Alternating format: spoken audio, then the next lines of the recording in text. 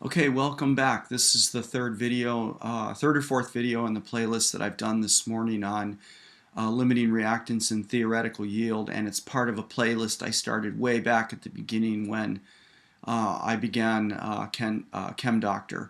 And what we're going to do in this video is what I consider the classic limiting reactant problem, where you're given masses of all of the reactants that are involved in the reaction. In this case, there are two of them, and we have to find the theoretical yield in mass of a designated product, and we will come back and calculate the mass of the remaining reactant, whichever one of these two reactants is in excess. And these are long problems, so I want to get right started with this, but I am going to caution the viewer that in the video playlist that I'm putting together right now in this area, it's really easy for new students in either high school chemistry, AP chemistry, or first year university level chemistry to memorize procedures, and you don't want to do that because it's really important to understand what you're doing, because in the more advanced classes, they're going to change how this information is offered to you, and you're going to have to be able to sort it out. And along those lines, in the next video that I do, I will show you what I mean by mixing things up. In any case, in the classic model, you're given mass of both reactants, and what you're going to want to do is to calculate the theoretical yield in mass of the designated product using both reactants. We're going to see which of the two reactants produces smaller amounts of the water, and that will be the reactant, which is the limiting reactant. So I'm going to pull down the information for both of my reactants into what I call a stack. All right, where we have one reactant which is right over the top of the other one. And what we're going to do first is, and I raised this issue in previous videos, is that in this case, see, we have mass of both reactants. The coefficients in the balanced equation are in units of moles. So the first thing we need to do is get everybody in the correct units, and that means we need the two reactants that we've started off with here in units of moles. So I'm going to go ahead and put mole into the numerator of each of my fractions, and then we're in essence dividing by the molar mass of the compounds. All right, so for N2H4 the molar mass is 32, and for N2O4 the molar mass is 92 grams. Grams per mole. So we're dividing each of these by grams, and you can see nicely that the grams are canceling out, and we've solved for moles of the respective quantities.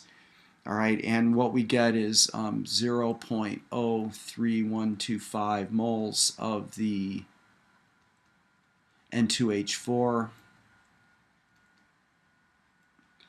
and 0.01 moles, let's see, it's 0.0108, 6 moles of the N2O4.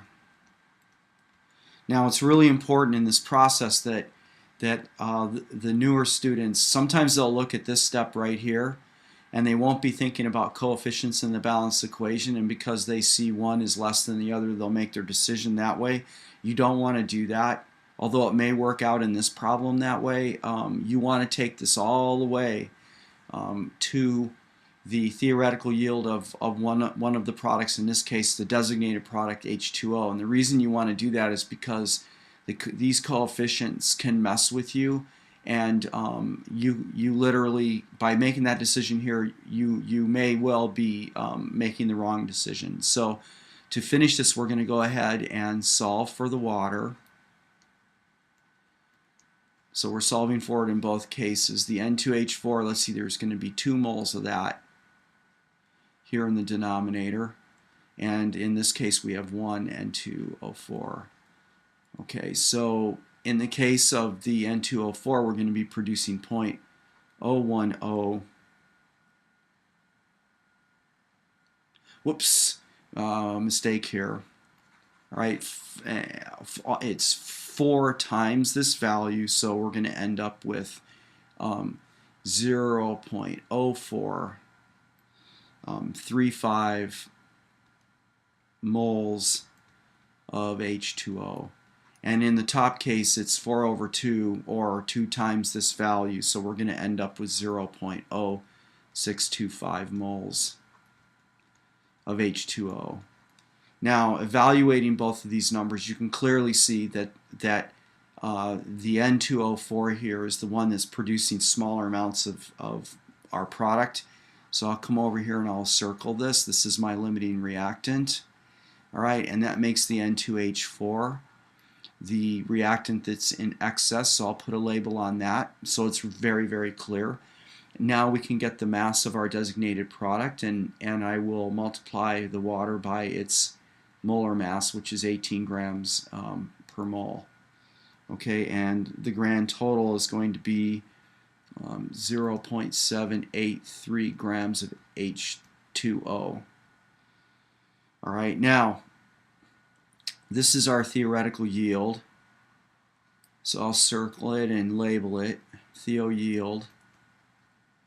All right, and again, to emphasize, it needs to come from the limiting reactant, this value here. All right, if you bring it off of the other one, what's going to happen is you'll violate the law of conservation of mass. Now, with this part done, what we're going to do next is we're going to solve for the mass of the remaining reactant that is left over. This is the reactant that is in excess. So N2H4 is in excess, and what we want to know is how many grams of this is left over after the limiting reactant has completely reacted. In essence, that means C. This value here is going to go to 0. It's going to go to 0. So to figure this out, what we're going to do is we're going to pull down the moles of the limiting reactant.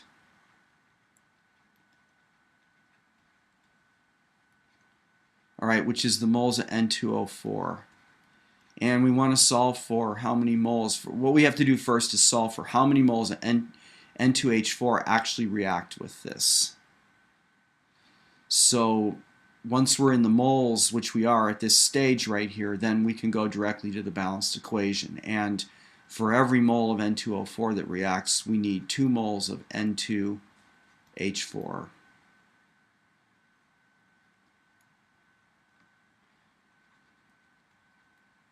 Like this. All right, and we end up with 0.0217 moles of the N2H4. Now I'm going to properly label this. This is the moles of the excess that reacts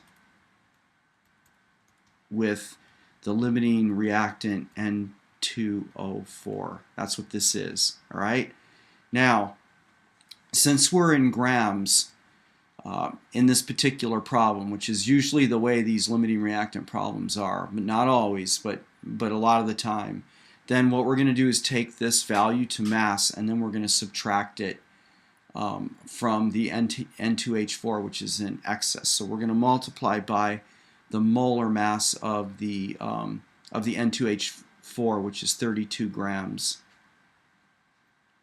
per mole.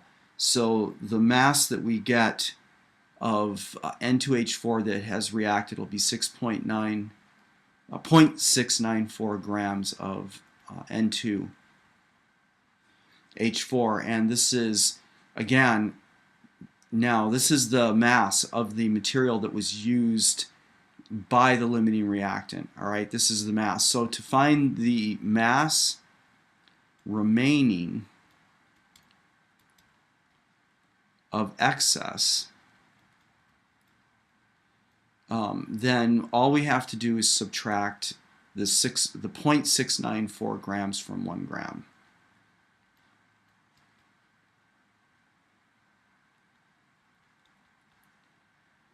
All right, so let's see, just to be clear, this is my 1 gram N2H4, which is in excess. All right, and now we get the mass of the remaining reactant, which is going to be 0.305 grams N2H4, and I'll label this remains after reaction, after the reaction's over. All right, and after the reaction's over, the limiting reactant has gone to 0. It's been completely used up. All right, goes to 0. All right, and then the excess, the appropriate amount of the excess will react with the limiting reactant, and that will mean that after the reaction's over, there will be some of the excess that remains in the reaction vessel or the container. All right, and with that, I'm going to go ahead and close this video.